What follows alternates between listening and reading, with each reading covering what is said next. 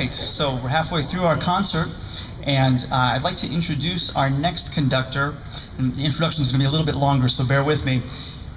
There are times in your life where you come to a crossroads and you choose one path, and you tend to have what-if questions. Well, what if I had gone the other path? What if I had gone the other way and whatever, studied with that person, whatever the case might be with your divergent paths. Well, I was lucky enough where in my career, I was able to take both paths. So at one time, a long time ago, I was looking for a doctoral conducting teacher, and I visited John Lynch at the University of Kansas, and loved what I saw. It just felt so comfortable. The teaching was so in line with what I wanted from a teacher, and it ended up not working out for one reason or another.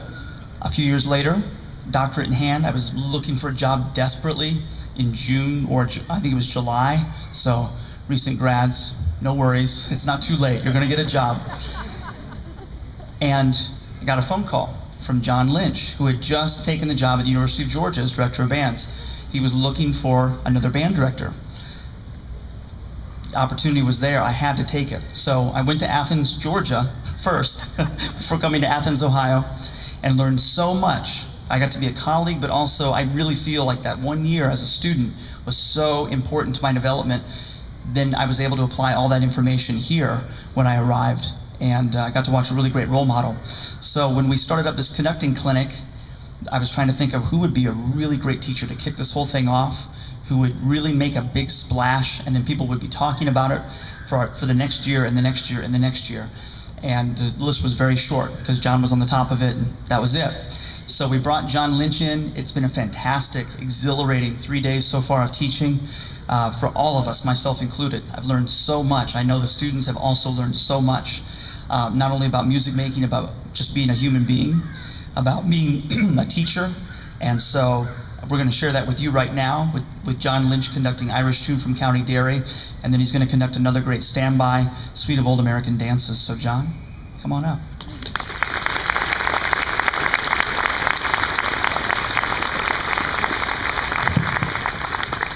Good evening, everybody. Good evening. How you guys doing tonight? Good. Is Athens rocking? Yeah. Yes, well, I bring greetings from the other Athens. But I'll tell you, I'm so happy to be here because it's 20 degrees cooler and about 50% less humid. You guys have a beautiful town, and I'm so excited to be part of this great band tradition, this great summer band. You're very lucky to have this, and so it's been a fun week for me as well. So we're going to start off, my first piece with the group is, as Andy said, Irish Tune from County Derry, but it's otherwise known as Danny Boy. How many Irish people do we have of Irish heritage? Yes, my people. So feel free to sing along if you're so inspired. Here's Danny Boy.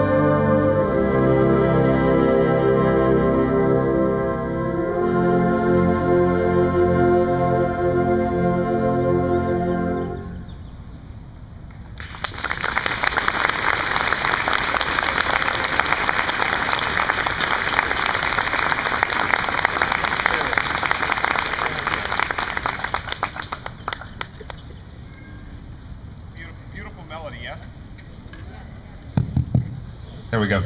Beautiful melody, right? It's very heartwarming, brings a little tear to my Irish eye every time.